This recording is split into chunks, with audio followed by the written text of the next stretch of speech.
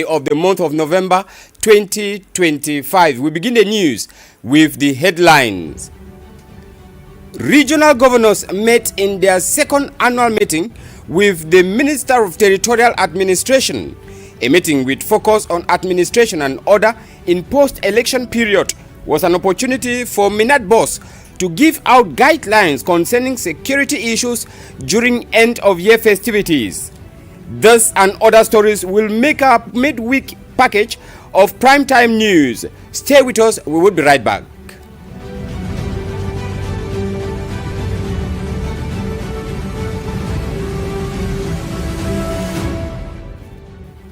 Good evening, ladies and gentlemen, and welcome to this edition of the Primetime News here on DBS Television this Wednesday.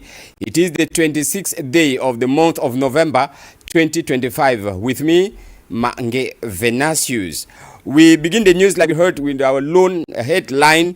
The second semester conference of regional governors for the 2025 opened yesterday in Yaoundé, taking place under the theme Administration and Order in the Post-Election Period. The meeting is being chaired as usual by the Minister of Territorial Administration, Paul Atanganji, as you tell us, Yasmin Yakubu. The Minister of Territorial Administration, Paul Atanganji, has opened the second biannual conference of regional governors at the Yaoundé City Hall with a clear message of ensuring order, responsibility and stability across the national territory. Speaking under the theme, Administrative Authority and Maintaining Law and Order in the Post-Election Period, the minister reaffirmed that the 12 October presidential elections was peaceful, credible and transparent as confirmed by national and international observers. He continued by condemning the post-election violence sparked by a defeated candidate, describing it as a well-planned rebellion that has failed. Minister Tanganji used the occasion to praise the professionalism of defense and security forces who maintained calm despite multiple provocations.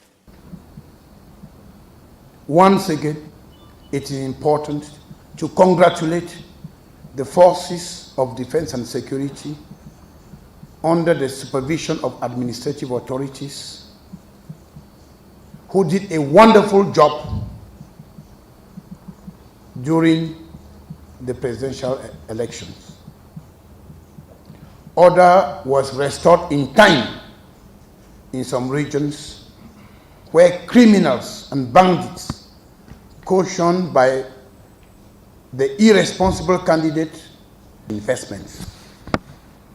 These criminals, as well as their ringleaders, will pay for all the crimes committed during and after the presidential election. Governors taking part in this negotiable. Really, we want to confess here that after presidential election, some chaos have been observed, and now today calm has come back. Serenity is at the corner, and the population now is ready to embark on their daily activities. For now, it has no reason for alarm. Everything is under control. The security situation is masterminded by the forces of law and order from instructions of the administrative authorities. We have done everything possible for people at the end of the year to feast and pass the end of year activities under good conditions. After the results, they accepted, and they are there taking care of themselves, following their various activities. The population in the rural area are busy with their activities. Farming, the fishermen are there, and the various workers in CDC, in Pamol,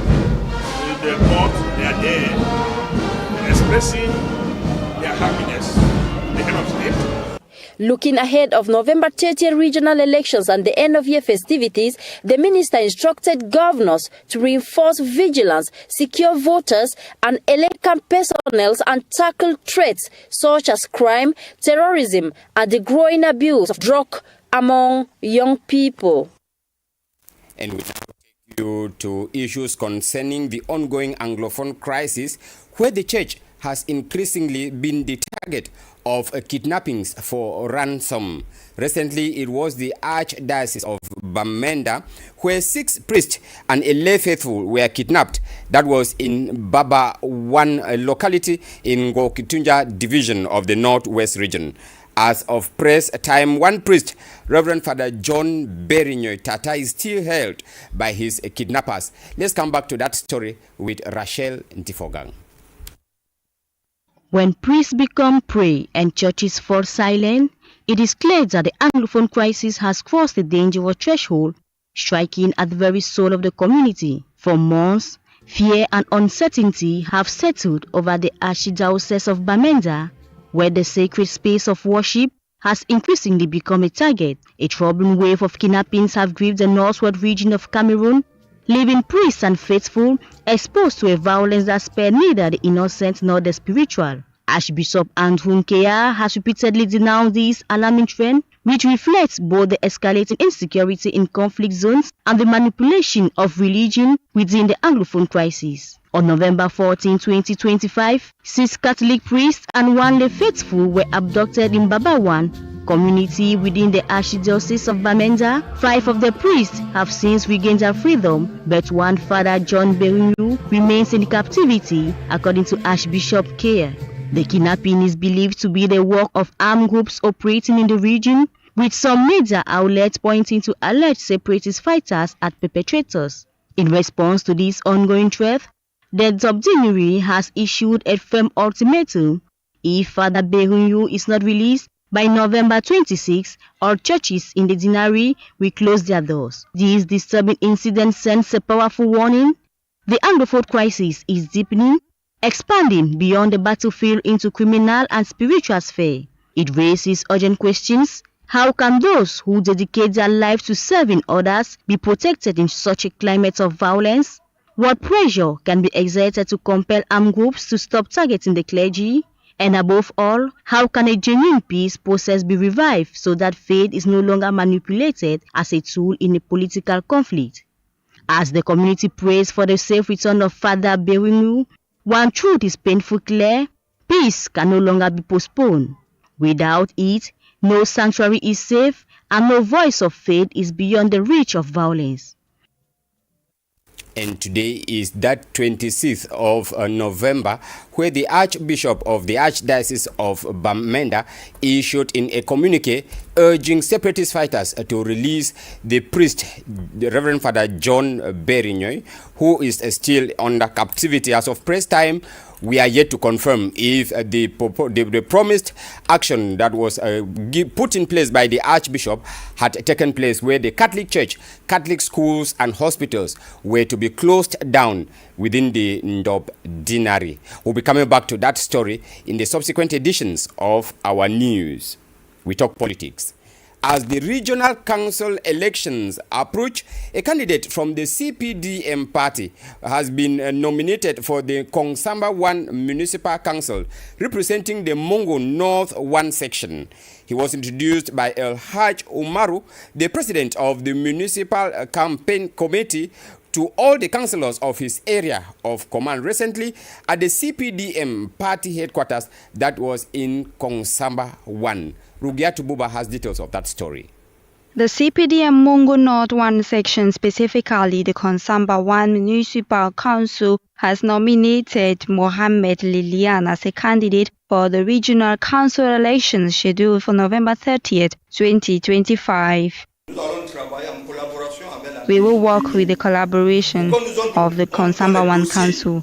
Let them give us the documents. We will go out there and do our best. During this period, I would like you people to give me 6 months. I think in 6 months' time, I can come out with a balance sheet.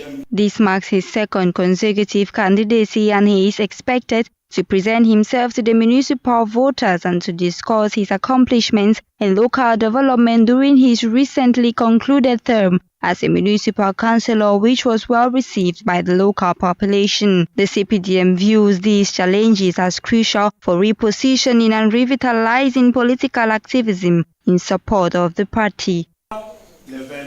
We need to have the 23 votes because for the Secretary General of the CPDM Central Committee, it all depends now on the friends of the President of the Republic to show that we share his ideology, that we are attached to him, and to consolidate his power.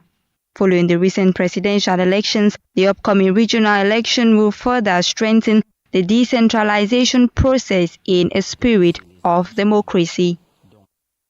And in the same line from Kongsamba, we move over to the West region, precisely in non-division, as various political parties running for the November 3rd regional elections round up their campaigns. It was the Team A of the CDU party that was at Masangam to meet municipal councillors of Masangam Council so as to present the CDU list headed by Mfupo Abubakar.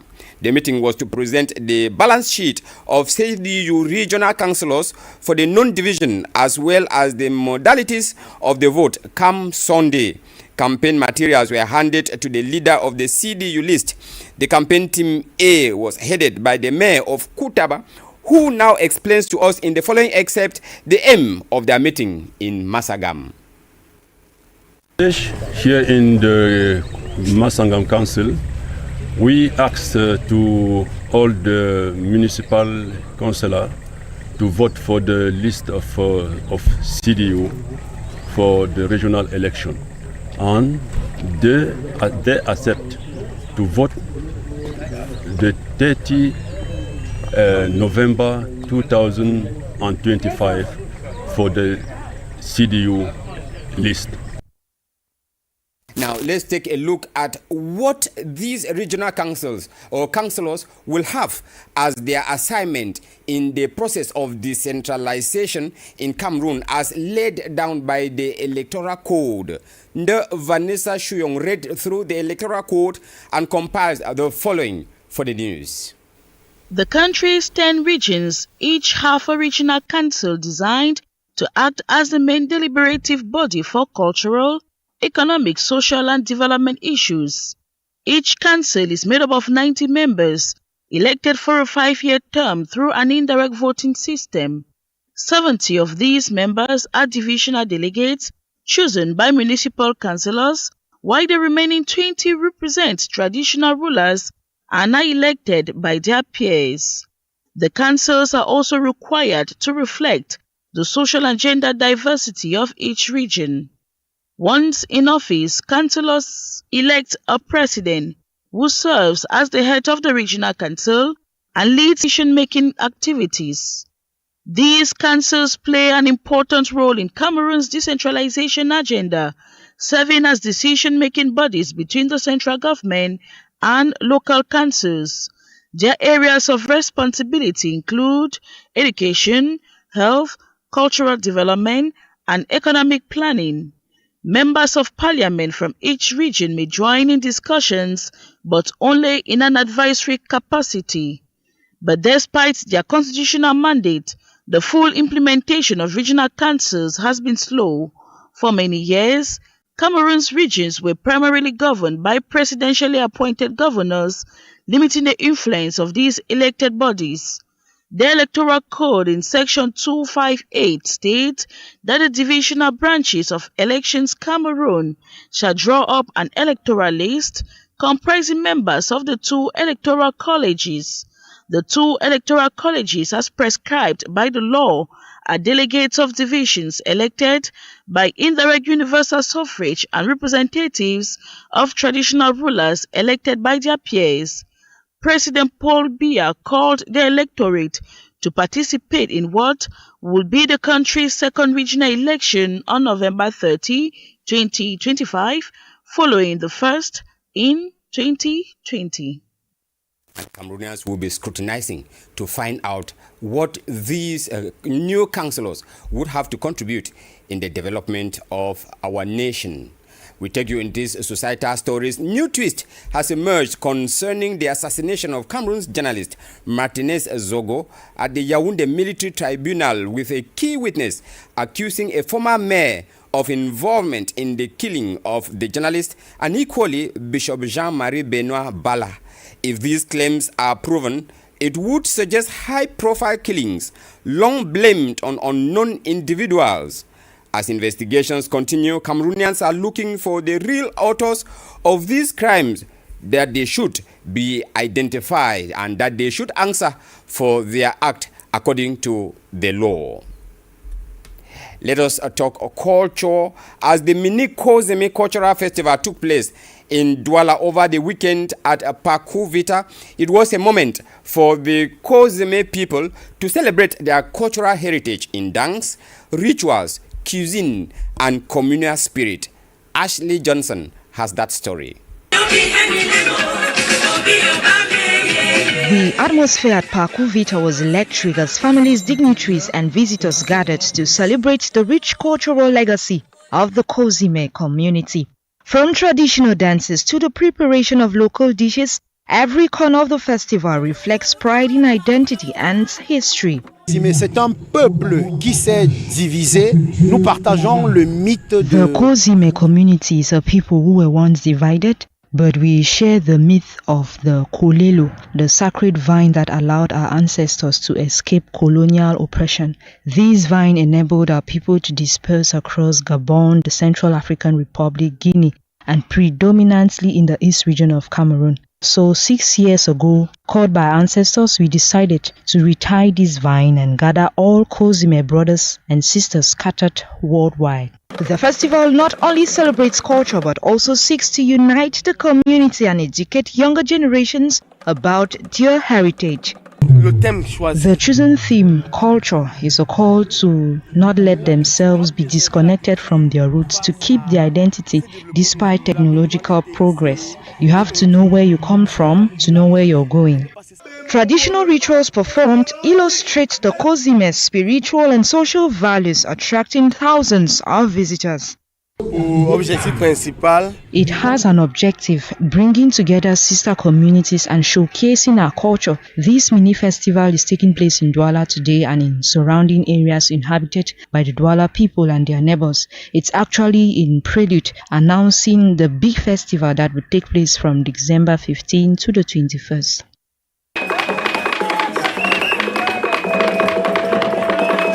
To all these people, I can only say be united, be supportive, and through your values of loyalty and solidarity, I think these values will continue to be sustained and passed on from one generation to the next. If we celebrate our own culture and respect that of others, I believe we will live in a peaceful world, a world of conviviality. That's the message I'd like to convey to all Cameroonians. Let's highlight the positives in our culture, and that will form the foundation of national integration. The Mini Kozime Cultural Festival is more than a celebration. It's a living classroom of culture, identity, and community spirit. With performances, cultural exhibitions, and traditional food, it reminds everyone of the importance of preserving heritage in a modern world. And with information out of Cameroon, this breaking news coming in, according to information confirmed by official sources from Guinea-Bissau, the incumbent president Umaro Sissoko Embalo would have been arrested by the Guinea-Bissau army this Wednesday. Foreign media indicate that this is coming amid heightened post-election tensions as the head of state refuses to concede his defeat by opposition candidate Diaz in last Sunday's election. While both camps are claiming victory, initial trends indicate that the opposition candidate is leading, while the incumbent allegedly refused to concede. This prompted the army to take responsibility so as to prevent major institutional crisis in that country. We will be updating you as that story continue to unravel in Guinea-Bissau.